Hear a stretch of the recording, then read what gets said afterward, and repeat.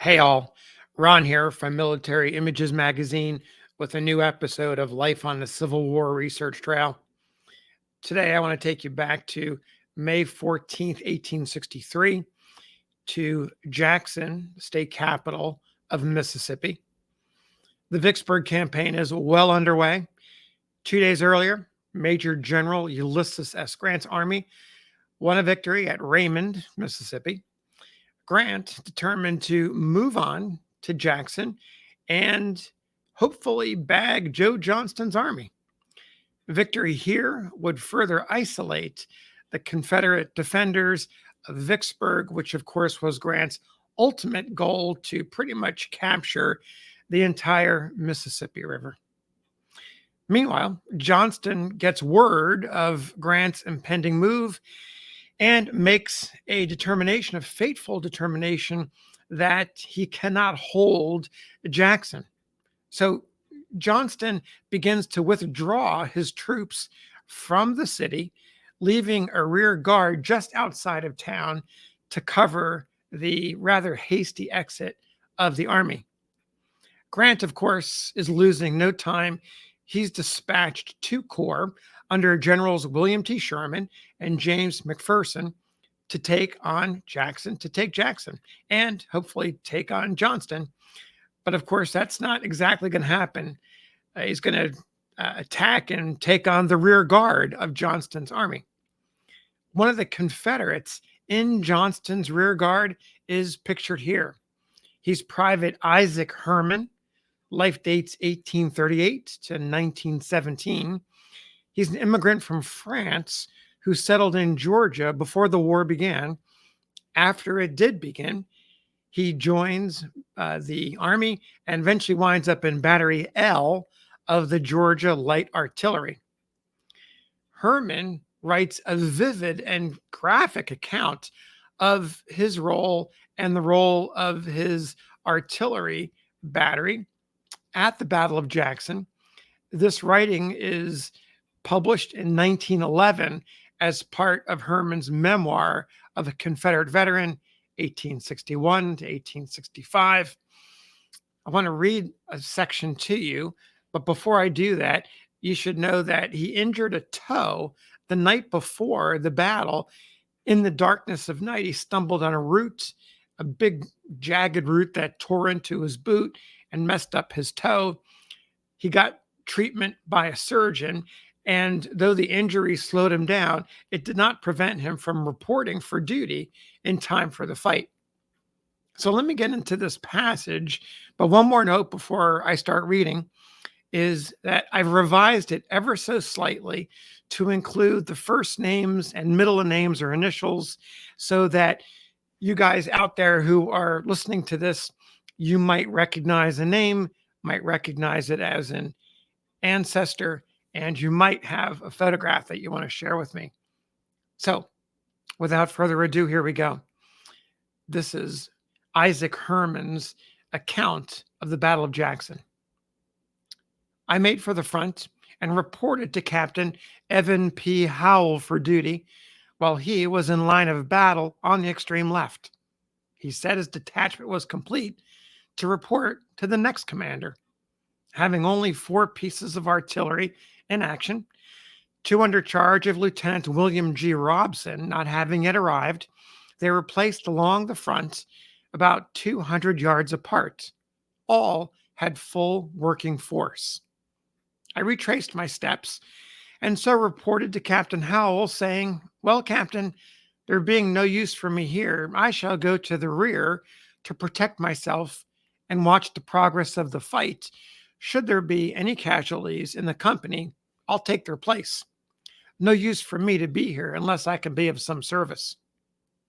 Up to that time, the skirmish line was still contending for every inch of the ground. Captain Howell says to me, "You stay here and act as my orderly. I'm hoarse, anyhow, and you have a good voice and can repeat my orders and commands."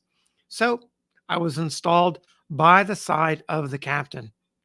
The ground on which we stood was a gradual incline, while that of the enemy was about on level with us, leaving a sort of basin or valley between both lines.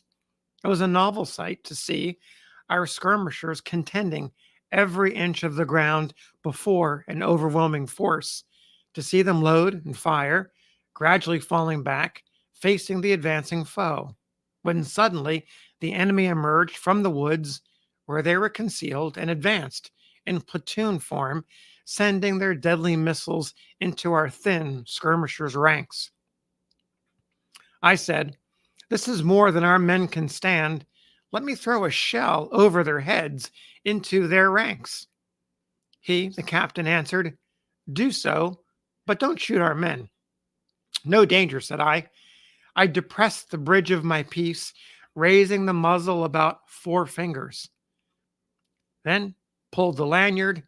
It had a good effect and resulted in stopping their advance, and thus enabled our skirmishers to come in.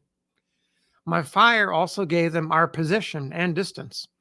They at once formed a battery in front of us. I aimed a second shot at a white horse. Captain Howell watching its effect, I being behind the gun, the smoke prevented me from so doing, when he said, "You got him." I soon found out that I had done some damage and that my range was accurate, for they centered their fire of several pieces against my own.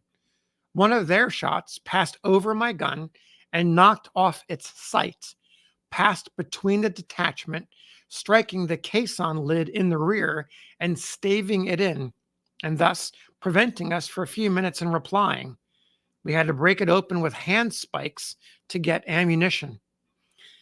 They undoubtedly thought that we were irreparably silenced and paid their respects to some other part of our line, but we resumed business again, and they came back at us. I saw a ball rolling on the ground about 6 feet to my right. It seemed to be about the same caliber as ours. It rolled up a stump, bouncing about 15 feet in the air. I thought it was a solid shot, and wanting to send it back to them through the muzzle of our gun, I ran after it. It proved to be a shell as it exploded, and a piece of it struck my arm. It was a painful wound, but not serious. Another ball struck a tree about 8 inches in diameter, knocked out a chip, which struck my face and caused me to see the 7 stars in plain daylight, and very near got a scalp of Captain Howell, who stood behind that tree. Orders came for Captain Howell to fall back. He asked me to inform Major Robert Martin, who was in command of the piece on the extreme right, that he was falling back. I had to traverse the whole front of our line. I took the color bearer's horse, a fine animal. We named him Stonewall. The enemy's fire was rather high as they came up the incline, and the balls rattled through the treetops like hail. It commenced raining very hard. I dismounted and took it afoot. On my way passing the 3rd section, Simeon Frederick Bland, nicknamed Sim, who acted as number 6 gunner, and whose duty it was to carry the ammunition from the caisson and to hand it to the number 2 gunner, who inserts it into the muzzle of the gun, while number 1 gunner rammed it home. As I crossed him at a trot, I remarked, "Sim, this is a hot time." Before he could reply, a solid cannon shot had struck him. Poor fellow, he did not know what hit him, for he was dead, his whole left side entirely torn to pieces. The enemy was now advancing more rapidly, as our whole line had given way. On my return, I found my horse also shot down. I was trying to save the body of Bland, but couldn't get the assistance needed. I went through his pockets and took what he had therein and gave it to his brother, Lieutenant Reuben Hodges Bland. The enemy pushed me so close, I had to take to the woods in my immediate rear, the trees of which somewhat protected me from the enemy's fire. About 100 yards further, I found Sergeant Hezekiah Kinchin Newsom with his gun and a detachment trying to make for the public road leading to Jackson. He had managed so far to drive his command, evading the trees of the forest, when suddenly he was confronted by a plank fence, which stood perfectly erect, not a plank missing, and about 5 feet high. He ordered the horses cut out of the harness and was about to abandon his guns when I hollered, "No, Sergeant, don't do it. Ride through between the posts. They are wide enough apart. Knock down the planks." I put myself in action and kicked against the planks when the whole panel fell over, carrying several others with it, for all the posts were completely rotten at the ground, and thus I saved this piece of artillery and probably the men.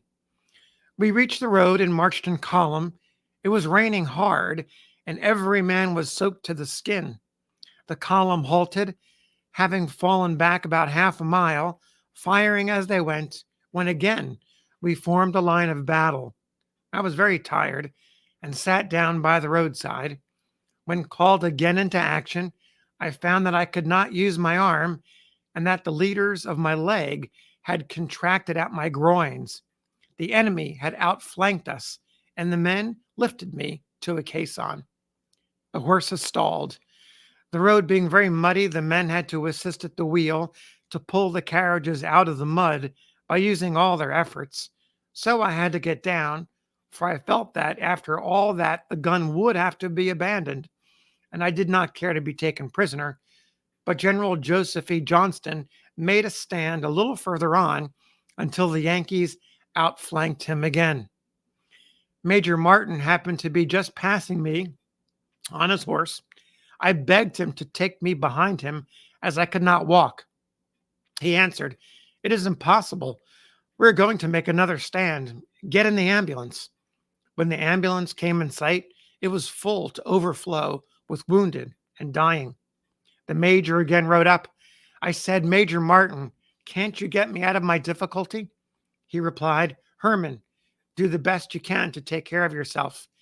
If they capture you, I will have you exchanged as soon as possible." Poor consolation, I thought, but I was determined not to be taken if I possibly could help it.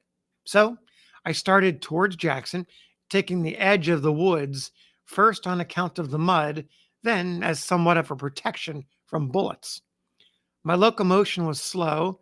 From 8 to 10 inches was the longest strides I was able to make, and this with excruciating pains. Presently our forces rushed past me and formed again into line of battle, thus leaving me between both lines, the bullets coming from either direction, and again I entered our line. This maneuver happened 3 times before I reached Jackson in a stretch of 3 miles. It was then 4:00 p.m.